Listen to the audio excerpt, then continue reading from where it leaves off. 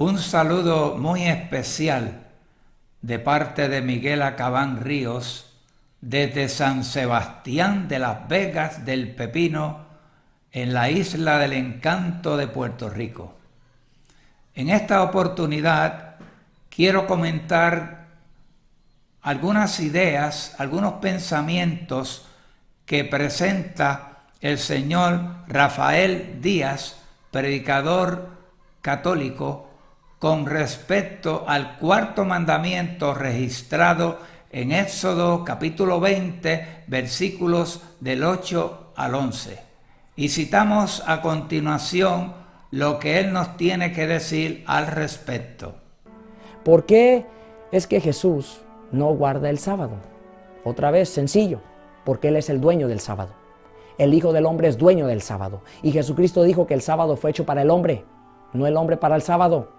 Esto lo encontramos en San Marcos capítulo 2, versículos del 27 al 28. Así que no dejes que nadie te critique por no guardar el sábado. La palabra de Dios nos enseña que Jesucristo guardó el sábado. Por ejemplo, en San Lucas capítulo 4, versículo 16, leemos las siguientes palabras. Vino a Nazaret, donde se había criado, y en el día de reposo entró en la sinagoga conforme a la costumbre y se levantó a leer. Decir que Cristo trabajó en sábado es decir que transgredió la ley.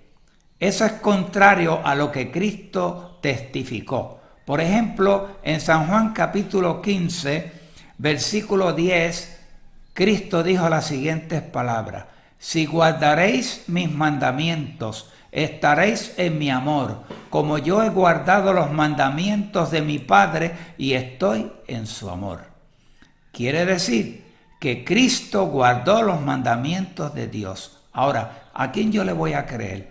¿Al que dice que violó el sábado, uno de los 10 mandamientos, o al maestro que nos dice, como yo he guardado los mandamientos de mi Padre y estoy en su amor? Cuando una persona acepta a Jesucristo como Salvador personal, se le imputa la justicia perfecta de Jesús. En otras palabras, Dios nos ve ahora como perfectos, inmaculados, porque nos ve a través del manto de justicia de Jesucristo. Y la obediencia perfecta de Jesucristo se nos acredita a nosotros. Por lo tanto, Dios nos ve no como un pecador, sino como un ser perfecto, como un ser inmaculado, porque Él nos ve, nos contempla a través del manto de justicia de Jesucristo. Por lo tanto, si Cristo violó uno de los 10 mandamientos, entonces no se nos puede acreditar una justicia perfecta, una justicia inmaculada, y eso sería un tremendo problema. Escribió Federico Lee en el año 1956 las siguientes palabras, y cito: sucedió que un sábado mientras Jesús caminaba con sus discípulos por un campo de trigo, los fariseos notaron que aquellos cortaban y estregaban espigas cuyo grano separado luego comían. En el escrupuloso código de la observancia sabática de los doctores de la ley, este acto era lo mismo que trillar las espigas en sábado. Y por lo tanto, Jesús y sus discípulos estaban transgrediendo el sábado y debían ser amonestados, lo que los fariseos hicieron sin demora. He aquí por qué hacen en sábado lo que no es lícito. Marcos 2:24. Luego de contestarles, recordándoles algunos incidentes del pasado, Jesús les dijo: el sábado fue instituido para el hombre, y no el hombre para el sábado. Por tanto, el Hijo del Hombre es también Señor del sábado. Marcos 2:27 y 28, versión Reina Valera del 1977. Con estas palabras, Cristo proclamó dos grandes verdades respecto a ese día que jamás debían olvidarse. El sábado fue instituido para los hombres, no solo para los judíos. En efecto, se lo creó muchísimo antes que existiera ningún judío. El Hijo del Hombre, Jesucristo mismo, es Señor del sábado. Él fue quien lo instituyó para el hombre en el principio.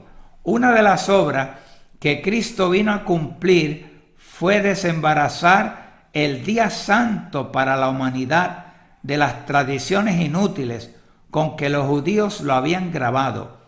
Cuando Dios entregó en el monte Sinaí las 2 tablas de la ley, recordó a su pueblo los requerimientos morales que estaban en vigencia desde el principio. Su propósito era que Israel actuara como agente suyo, diseminando este conocimiento a toda la humanidad. Ellos desatendieron la misión y comenzaron a enterrar ese tesoro bajo un montón de ceremonias y tradiciones humanas. Cerramos la cita. Ahora quiero compartir con ustedes 2 pasajes bíblicos donde se trata de probar que Jesús violó el sábado. Y lo encontramos el primero en Juan capítulo 5, versículo 18. San Juan capítulo 5, versículo 18.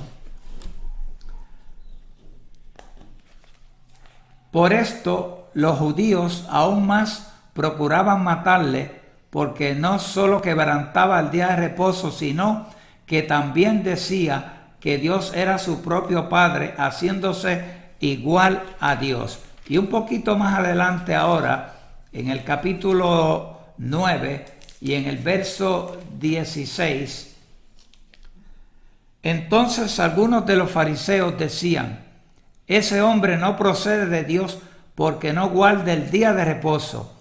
Otros decían: ¿cómo puede un hombre pecador hacer señales? Noten ustedes lo siguiente.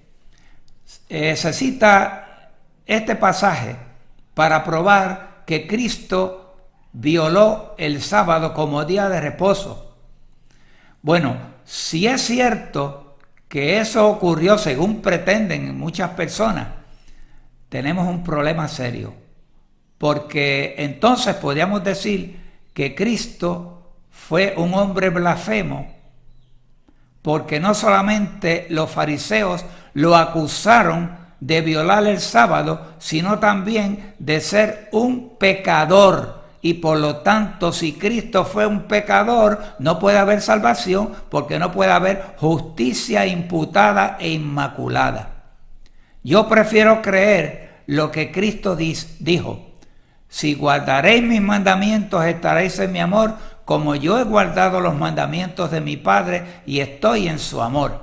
Quiere decir que son falsas las 2 acusaciones, de que Cristo era un hombre pecador y de que Cristo violó el sábado. O son ciertas o son falsas. Yo prefiero creer lo que dice la palabra de Dios, lo que enseña la palabra de Dios. Las dos acusaciones fueron falsas porque los fariseos acusaron al maestro falsamente.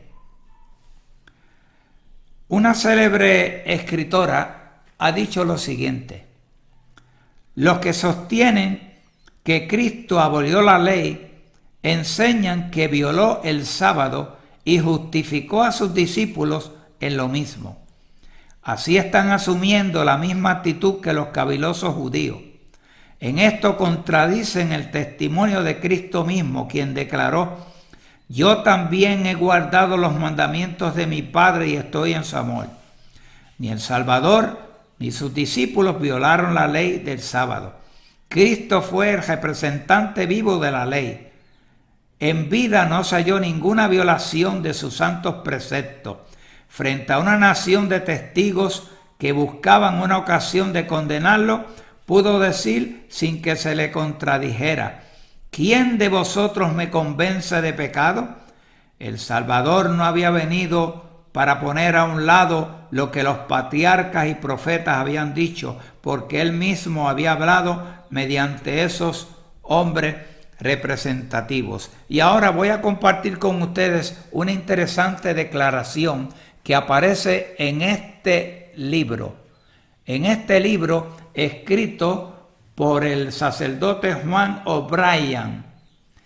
Y les voy a leer de la página 340 y cito: cuando Cristo vino a la tierra, no abrogó esta ley, sino más bien la confirmó con su ejemplo.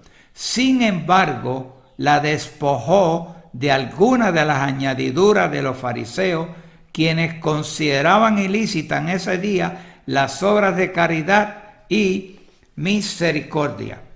Continuaremos este tema próximamente.